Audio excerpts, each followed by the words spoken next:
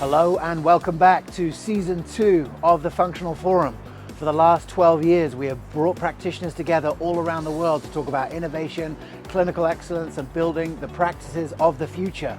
Season 2 is no different in terms of the content, but we have upgraded our venue, and this is the coolest functional medicine event that has ever been put on.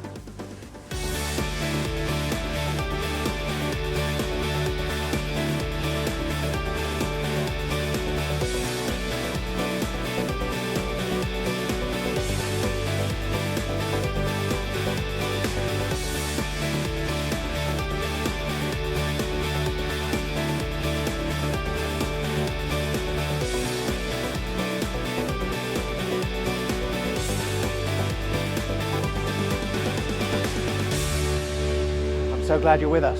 Enjoy. Hello everyone. Welcome to the relaunch of the Functional Forum. I'm so glad you're all here.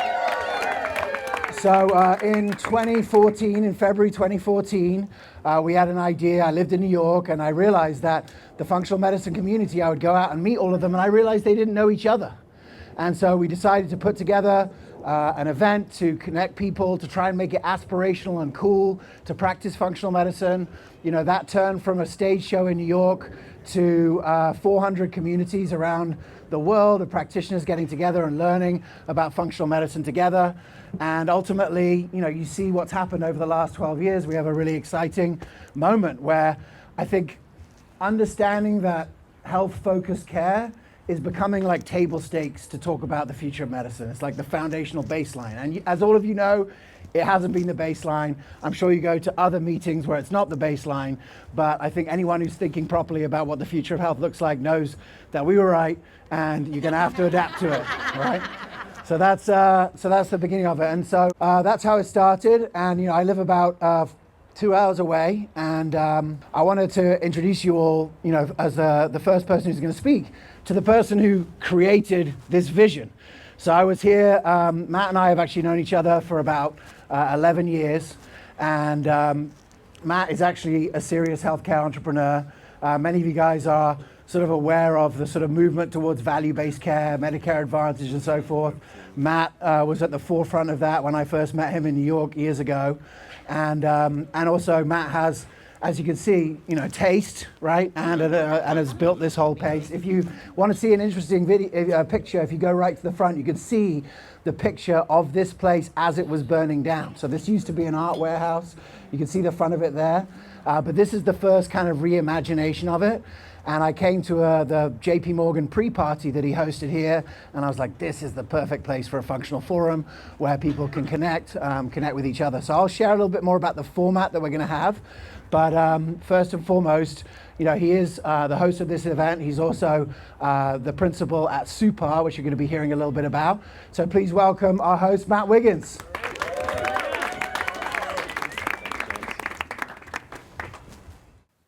Thanks everybody for coming. I hope you can hear me. We're sitting next to the Waymos. I think you saw the Waymos upstairs.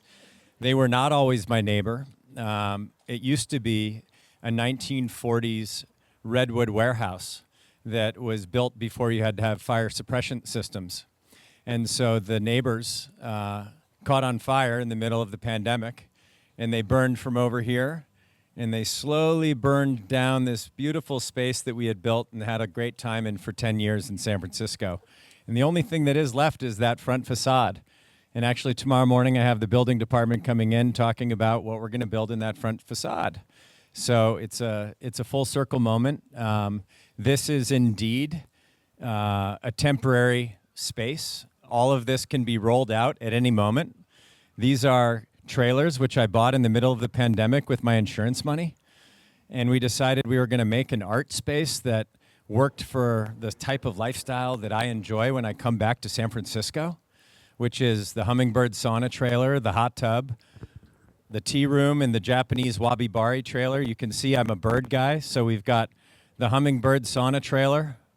We've got the Japanese crane over here. If you go to the tiny home over here, which actually was burned when we first had it, there's a cardinal on the front of it. That's the Cardinal tiny home. And then this right here was designed in CAD, and I was so interested in the Trump tariffs that I wanted to buy something that I could design in China and have assembled here. And so this is the bird cage. And you can see the CNC birds at the top of it. And I'm really appreciative of James and the Functional Forum. I've watched him evolve his group for a long time, and it's been an incredible group. When I was in college, I got sick with Ménière's disease, and I pivoted my political science degree to go study medical anthropology. And I got over to Switzerland, and I began to learn about European biological medicine. And Thomas Rau, Dr. Thomas Rau, if anybody knows Rau, he's a legend. And I really got deep into the idea that root cause analysis was an important piece of the whole healthcare system. And I spent 14 years building the first value-based care company on the back of the Center for Medicare and Medicaid Innovation, which was put in place by Obama with a big initiative in 2010.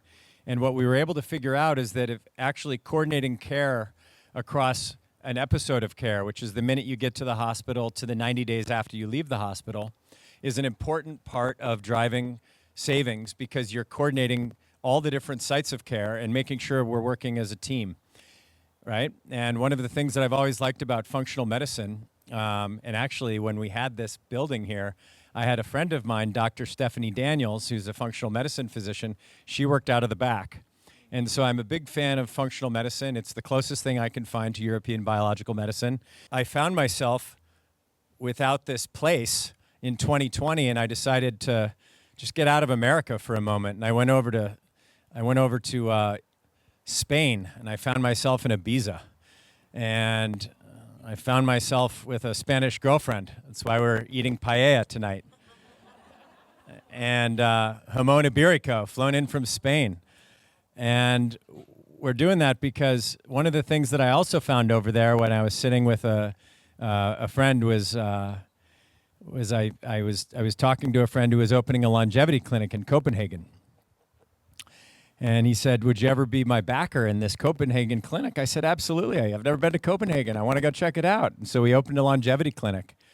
And this is 2021. And what happened after that is some really amazing scientists walked in and said, "We like your guys' style. You know, just like everybody likes James' style. I've always liked James' style. Look at this. Thank you, James, for convening." By the way, the government definition of the company that we built was an awardee convener, because the only thing you really need to do is you need to convene. And all our job was to do is make sure that we could convene the people in healthcare that were taking the dollars from Medicare and figuring out how to take better care of the patients. So here we are convening again, and I'm over in Copenhagen, and these amazing physicians and scientists come up to me and they're like, "Hey, we've been studying this biomarker for 25 years, and we discovered it in 1999, and we'd like to talk to you guys about helping us figure out how we should take it to market." And I said, "Well, what's the biomarker?" They said, "Well, it's a protein, and it's called soluble urokinase plasminogen activator receptor." And the reality is SUPAR has been studied for 25 years in Copenhagen. They've got 1,200 research reports on it. It is the biomarker for systemic chronic inflammation. And so with my Ménière's disease, my little alarm bells go off, and it's like, okay, this is interesting, because I have only known CRP and IL-6 and some of the other things that are for acute inflammation. What if there was a biomarker for systemic chronic inflammation? And what could you do with that? And then going back to running this, we had $15 billion of Medicare spend under management, and we were looking at the risk pools and realizing that we were sitting on top of a great data set that showed that 70% of the costs in the U.S. healthcare system are tied back to chronic disease: heart disease, liver disease, kidney disease, cancer, right? And so if you look at that and you look at the 65 to 70% that goes back to that, what if you could just test a level of inflammation before it leads to chronic inflammation, which leads to chronic disease, which leads to the cascading effect that goes down and ends up as something that we need to worry about, because we don't know why someone shows up at a site of care, a skilled nursing facility, a hospital, because we're not doing proactive looks. And so my dream, and the reason I'm getting back into this, is I think there's an opportunity to do a national biological risk stratification for people, and that comes from people who understand all the biomarkers that are absolutely necessary and can test them in their practices because it's already part of their functional medicine practice. That is a total mind shift. And so SUPAR is my attempt to bring something to the United States that's pretty cool from Denmark. And we're just starting next week. I'm not spending any money on Facebook ads. I'm not spending any money on ads that you're going to see on your phone. I'm just spending money on people who want to have dinner parties, SUPAR suppers. And you can go and you can have 12 to 20 of your friends, and we'll send you the tests, and we'll get a mobile phlebotomist out there. And we want people to have conversations about inflammation at the dinner table, because if they're not thinking about it with the people that matter. And so thank you for being pioneers in the space. Being a functional medicine doctor is a wild endeavor. You basically have to be an entrepreneur on your own, figuring out where the other crazy people are. And I'm glad the Functional Medicine Forum is here to be a convener of the types of people that are willing to go and take a risk and go outside of the system, recognize along your path that you might not want to get pigeonholed, and you want to stay at the front edge of research. You want to stay at the front edge of where things are going. If you're interested in building the future of medicine, you couldn't have a better analogy than right here. Behind me, you have this incredible female figure, this incredible piece of art that represents the feminine. And just over there, you have a Waymo depot, where Waymos are coming together and being organized by AI and providing maximum convenience and automation. If we can bring those two things together, we have a future of medicine that you will love, that's good for doctors, that's good for patients, that's good for countries, and good for the planet. And that is the future of medicine that we're all building here at the Functional Forum. Over the years, we've had different formats for the Functional Forum. If you guys watched in the last 10 years, it was mainly a stage show. And this doesn't really set it, even though this is kind of a stage show happening, doesn't really lend itself. So what we're going to do tonight is something a bit different. We're going to have 5 speakers who are going to come in and share a little bit about a unique angle of what they're doing in functional medicine. And then you can go and choose to have dinner with them. You can line up. We've got a few different places where we're going to have dinner. There's one in here, Matt's office up here. There's space at the back here. We'll kind of work out how many people want to do it. So first of all, I have the only piece of bad news that I'm going to share, and you've probably already worked it out, but Dale Bredesen's not in the building. I'm really sad about that. He actually emailed me at 2 in the morning last night. But I want to say something about Dale Bredesen, and you can watch it here on the video. Dale, I'm speaking to you. I wanted to tell him in front of a community of his peers, I wanted to thank him, because 10 years ago, I put on a functional forum at UCSF. Was anyone else there? We had Stephanie was there, and Chris Kresser, and Dale was there. And in the last 10 years, that man has gone above and beyond to showcase what is possible with functional and precision medicine. And ultimately, the dedication that it's taken, the effort that it's taken to prove it time and time again. And what I was having him come and speak about is that recently was the first randomized controlled trial that I understand in the history of functional medicine, and basically shows what all of us have been seeing in our practices, that if you apply personalized medicine correctly, most people get better, right? Yep. And so I would actually like, for the cameras and for everyone here, can we have a warm round of applause for the life's work of Dr. Dale Bredesen? But luckily, there's actually no bad news, because although Dale is amazing, in San Francisco lives the physician that led that trial. She was one of the 6 trial sites. So you can have dinner tonight if you want with the lead investigator of that trial. Please welcome to the stage Dr. Kat Toops. I just wanted to thank James, who's worked tirelessly to bring us together for so many years as well. And it's so exciting for me to once again be back with everybody here. And I know so many people here and then so many new faces. So welcome to everyone for being such a great community here. I am here to tell you about our recent clinical trial. This is we just published the preprint at the end of the year, and we're still working on getting the final submission ready for the Journal of Alzheimer's Disease. But I'll just cut to the chase of the exciting news. This study validates our first proof of concept trial. In this trial, it was a randomized trial. We had 2 cohorts of patients. 2/3 of the patients received active precision medicine, functional medicine treatment, and 1/3, we called it standard of care neurology. So whatever the traditional neurologist might do early in the course of mild cognitive impairment or dementia was okay, but really most people are not doing much of anything. So we compared these 2 groups. We looked at all kinds of different measurements, both to qualify and that we tracked in the study. Patients had to meet criteria based on their MoCA testing and their neurocognitive batteries on CNS vital signs. They had to have a study partner who did the ratings all through the study that corroborated their deficiencies. They did self-rating scales. So we did quite a bit of rating, and we validated things from all angles. We incorporated all the new brain biomarkers in our study. We're still analyzing that data, but I believe all but one of our patients had abnormal amyloid levels. So we had 73 patients in this study. And some of the other markers we're still analyzing, but let me just cut to the chase. Basically, the magnitude of the effect sizes that we saw were even better than in our proof of concept trial. In our first trial, 84% of people got better. In this trial, it's going to be over 90% of patients that got better. And I can tell you that in my own site, we had 6 sites around the country doing this study. In my cohort, every one of my patients got better. And all but one of them was testing completely normal by the end of the 9-month study. So it's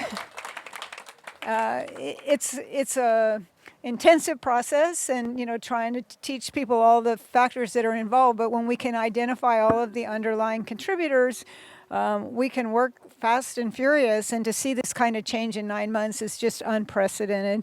The preprint publication that's out, I would say, even if you just look at our graphs in there, they will tell you the story of every single measure separating, between the 2 groups. In our overall neurocognitive index of the neuropsych battery, our treatment group improved 14 points, and our standard of care group declined 4 points. So again, a huge separation there. That I think the p-value was 0.001. It was less.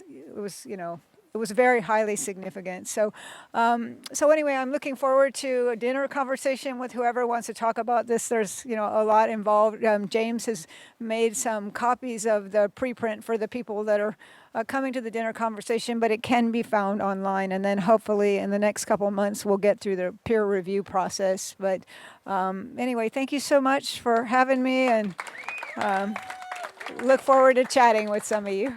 Ladies and gentlemen, Cat Toops. So for season 2 of the Functional Forum and the Evolution of Medicine platform, we don't have sponsors. We only have mission partners. And these are organizations that are dedicated and proven to help you build a successful practice. We've got Big Boost Marketing, one of the leaders in helping you understand bringing new patients into your practice.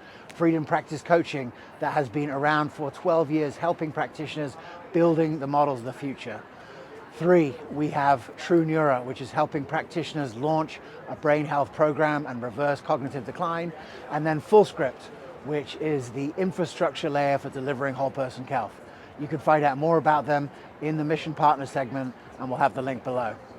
Brad tonight is going to be talking a little bit about the cross-section of health and healthy masculinity. So Brad, let me give you the mic. Dr. Brad Jacobs, everyone. Thank you. Hey, everybody. What a great space. Man, I just want to thank Matt wherever you are. This is amazing space. And yes, we would like to hold anti-inflammatory dinners here. So And I'm fully in, we have a phlebotomy service. We can dial the whole thing in. So my name is Brad Jacobs. I'm a physician and been doing functional medicine since, I don't know, I was born roughly or something like that. Born and raised as a martial artist and spent my life doing that, frankly, which is really what brought me to precision medicine, because the ancient wisdom has always been precision oriented at the individual level.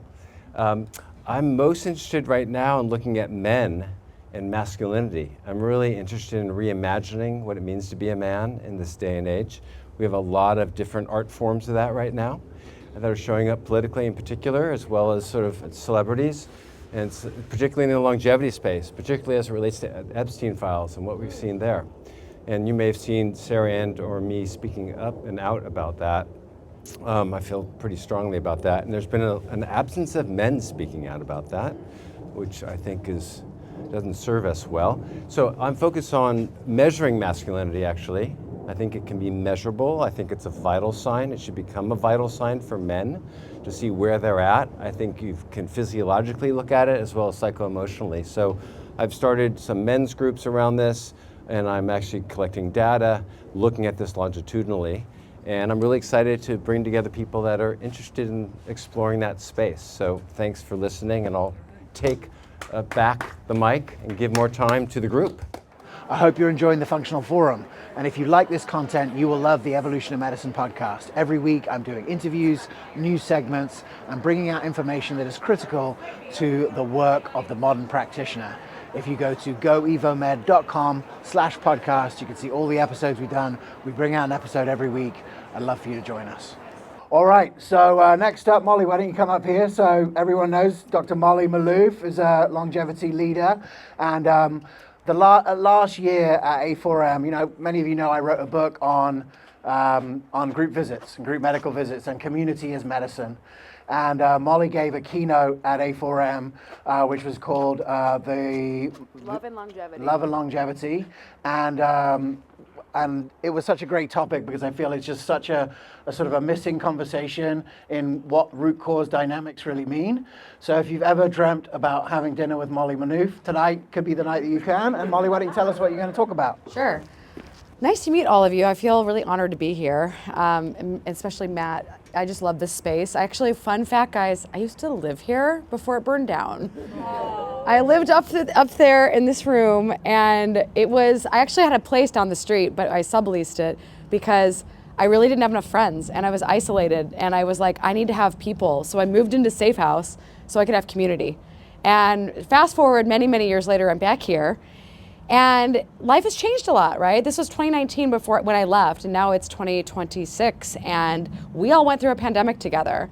And I don't know about you guys, but when I got really isolated during the pandemic, I experienced real damage to my health. I really didn't feel like I changed my lifestyle that much, but I felt like my physiology was shifting. And what I didn't really know at the time was, even though I was studying mitochondrial health and studying metabolic health and studying metabolic flexibility and studying what we eat and how we exercise and how we take supplements and how we feed our gut and all of that we do, I missed something really important, and that is that mitochondria are social organelles, and we are social creatures, and this is a basic property of life itself, our ability to socialize, our ability to connect. And when we disconnect, especially when we all together disconnected during the pandemic, it creates huge, huge damage on a cellular level. It helps alongside all the other things that were going on, but it pushes us into the cell danger response. It literally changes our metabolic function, and it changes the way that we perceive others. It actually creates maladaptive social cognition and can actually set us up for illness and disconnection with our relationships. And as we know, 1 in 2 people are lonely in our country, and it's worse for our health than smoking 15 cigarettes a day. So we've got a really big problem on our hands. And so I spent the last few years accidentally becoming an organismal biologist, studying with Sue Carter, one of the most cited women on the science of oxytocin neurobiology, and Helen Fisher, one of the most cited women on the science of love. And I started really understanding just how fundamental human love is to our existence and why we evolved it and why we need it in order to thrive, in order to survive, and why it's a huge longevity advantage. But on the flip side, I learned a lot about the downsides of love. There are certain forms of toxic and unhealthy love that can actually create a lot of disease, especially if you become attached to a person who is emotionally or physically abusive, for example. So basically what I've learned is that relationships can heal us or harm us. They can be medicine or they can be poison. And I have this really long presentation that I'm probably going to try to give a few slides tonight if you want to sit at my table, but mostly I'll just be sitting and telling you guys about what I've learned. And it's very much an honor to be here. Before you go, Molly, I know you've recently had an insight as to your fish recommendations, and I'd love for you to share it because you are a local here and everyone lives here, so I'd love for you to share that. Sure. Okay, so Quicksilver's here, and fun fact, I got my Quicksilver results back. And just discovered that I had been eating way too much farmer's market fish, thinking, oh, I'm just going to try to move away from fish oil and move towards eating fish. I had 95th percentile mercury levels, and I was eating a lot of dark chocolate, which we're all like, oh, dark chocolate's so good for you. And 95th percentile cadmium levels, and so now I am using a lot of Quicksilver products to detox. But if it can happen to me, it can happen to you. So guys, if you're eating farmer's market fish, honestly, stay away from tuna. I didn't eat almost any tuna, but I ate enough to give myself mercury poisoning. I ate a lot of salmon. I don't know if our salmon is poisonous or not. I really want to get it tested. But yeah, I'm now basically switching all my fish to Seatopia because they test all their fish. But it's really a challenge eating properly in the world we live today. If you are interested in building community and bringing together practitioners in your town, please get in touch with me at goevomed.com.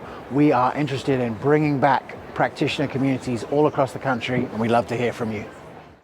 You might be able to tell that this space has a lot of what we say, psychedelic energy.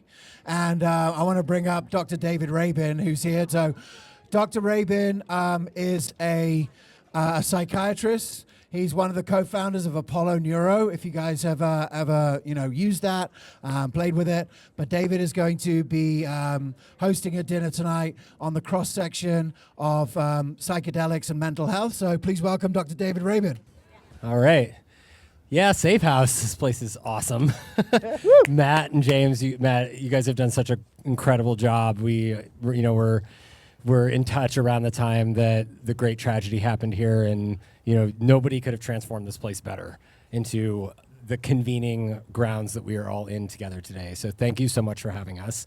I am a psychiatrist and a neuroscientist, as James was describing. I'm actually a translational neuroscientist, so raise your hand if you've ever heard of that. We got 3. Awesome. So my specialty in neuroscience is literally translating things that we've learned in the lab, in discoveries, in the clinic that haven't successfully made it into practical use or into practice of clinical medicine. So one of those very elegant and simple discoveries was Eric Kandel's discovery that won him the Nobel Prize in 2000. He's a very famous Holocaust survivor neuropsychiatrist. And he discovered that practice makes perfect, just like our parents told us. Guess how amazing is that, right? Like, we knew it all along, but science just discovered it as of 2000, so now it's real.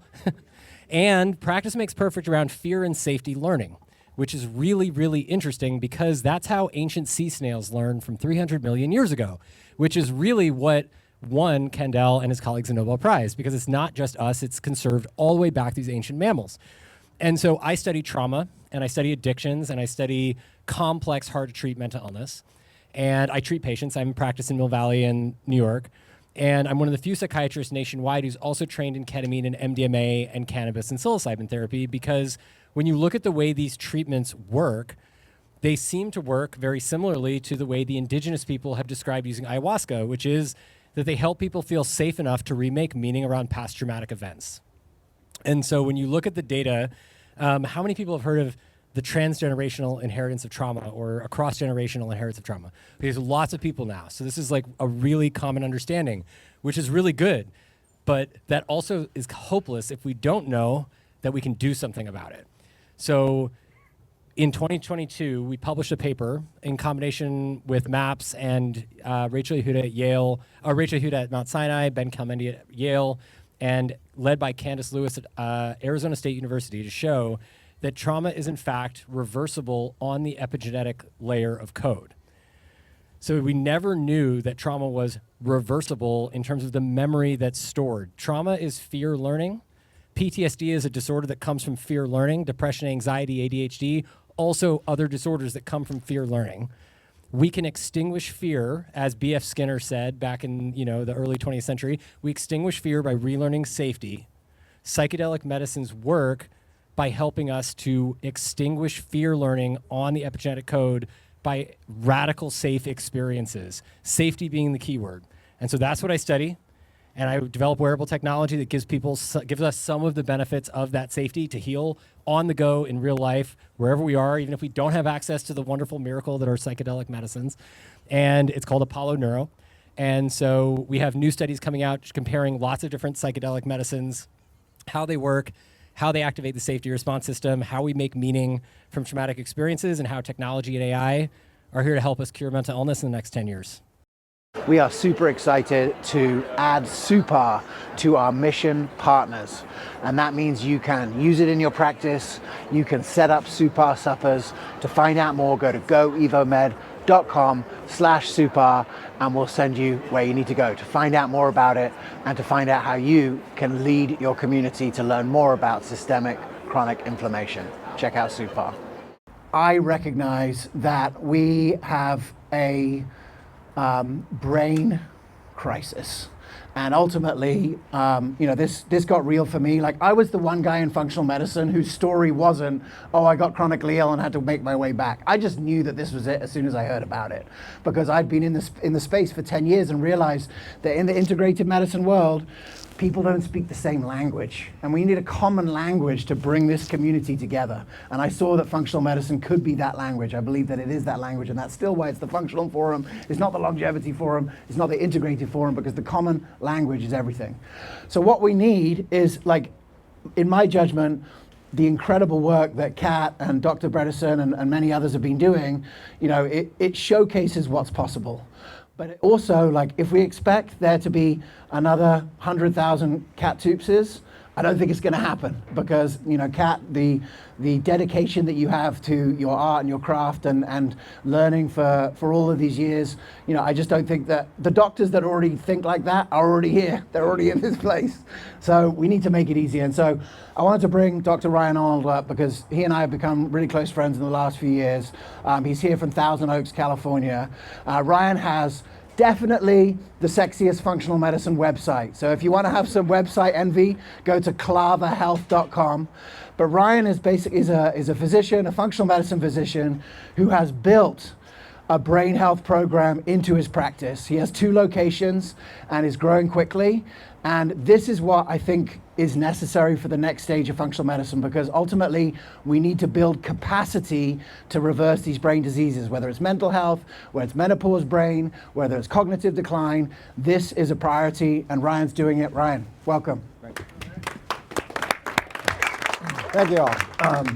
Thank you, James, and just want to thank you all for being here. I think it's such an honor to speak amongst some of my, people I admire, like Dr. Toops and Dr. Bredesen, who brought us to be here. I think that we stand on the shoulders of giants. We get to apply these concepts to our patients.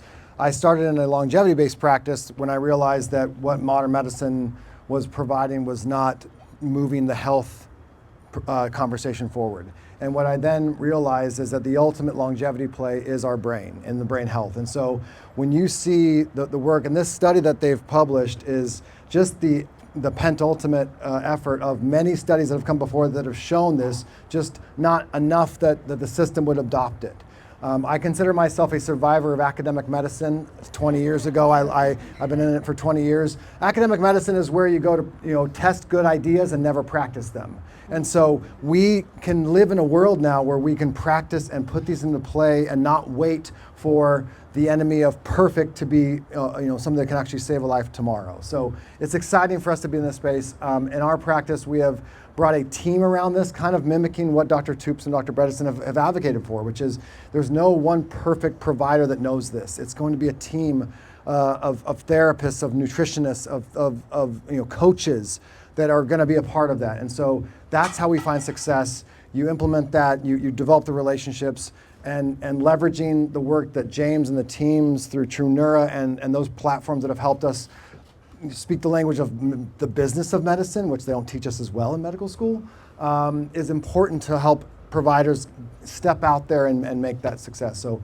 we'll share our story and kind of what we've been doing in our practice, and I'm also looking forward to having those SUPAR dinners as well. I'm down for that. So we're gonna have that. So thank you.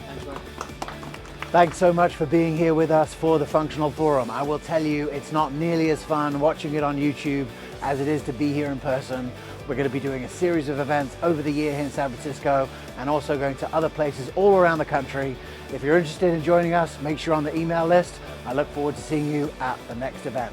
Thanks so much for being here. We'll see you next time.